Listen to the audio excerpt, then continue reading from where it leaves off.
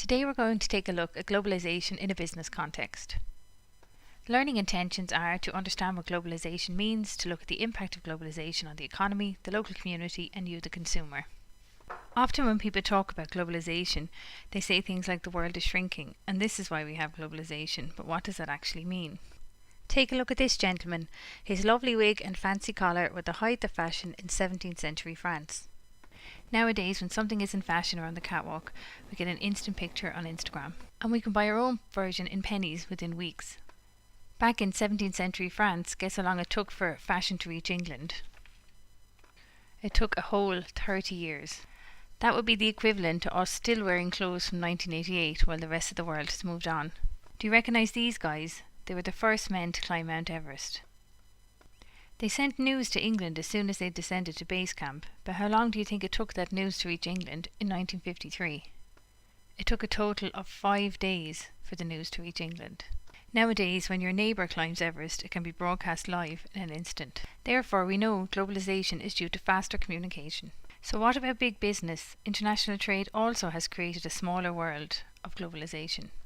Gone are the days when you could only transport your goods by horse-drawn carriage or by steam train.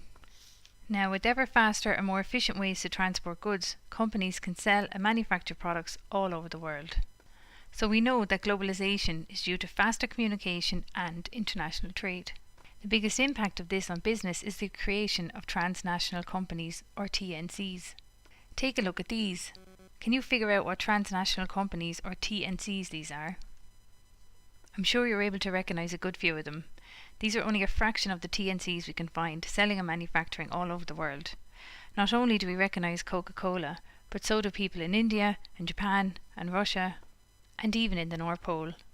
So globalisation is the idea that because we no longer have to wait to make a phone call or write a letter like we used to do in the 90s and wait days or weeks for a reply, you can now text instantly from a plane at 30,000 feet or even go to McDonald's in the middle of the desert.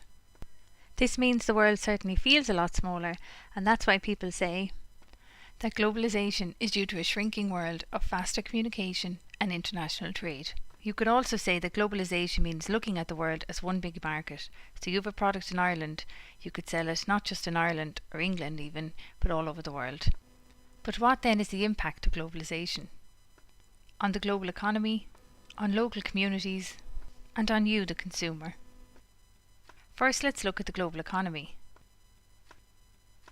We know that faster communication and transport have led to TNCs or transnational companies.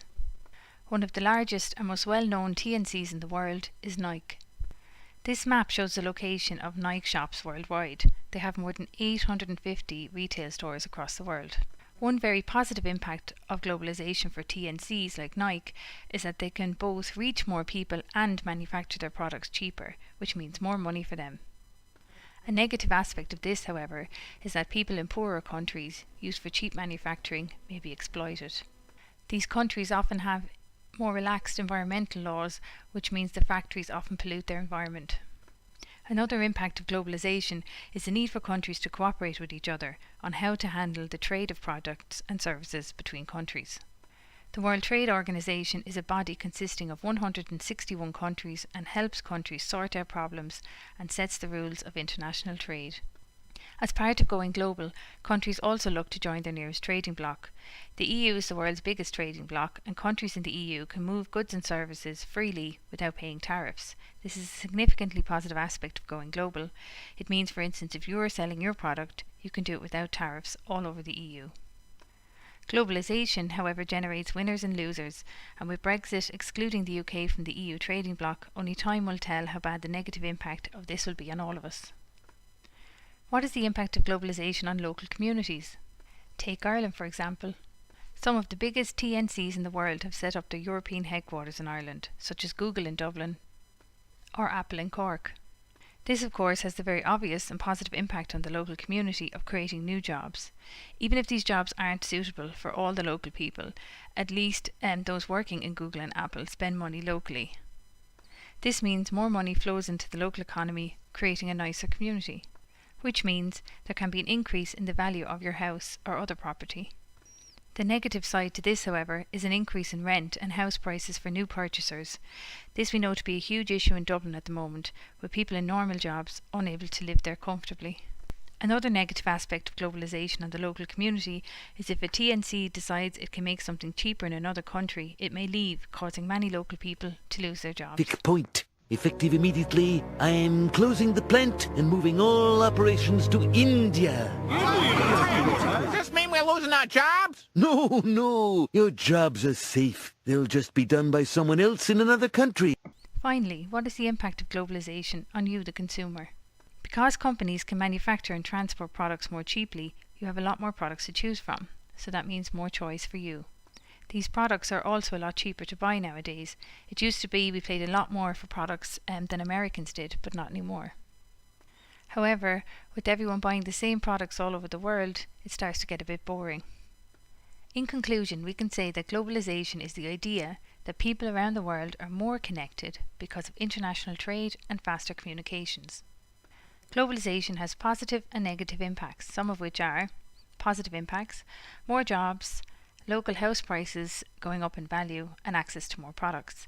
Some of the negative impacts are people in poorer countries where the manufacturing takes place may be exploited, house and rent prices are increased, which makes it difficult for people to live in these areas where the companies are set up. And also, if everyone around the world buys the same products and sees the same things, the world starts to seem a bit more boring. Back to our learning intentions. They were, I hope that you now can understand what globalisation means and that we've looked at the impact and understood a little bit the impact of globalisation on the economy, the local community and you, the consumer. Back in 1971, Coca-Cola created what is arguably the best advertisement of the 20th and even the 21st century. In doing so, it predicted that the world would not be united by politics or peace or freedom, but by a product. Here's a short clip from that ad from 1971. I like to teach the world to sing. Sing with me. Perfect harmony. Perfect harmony.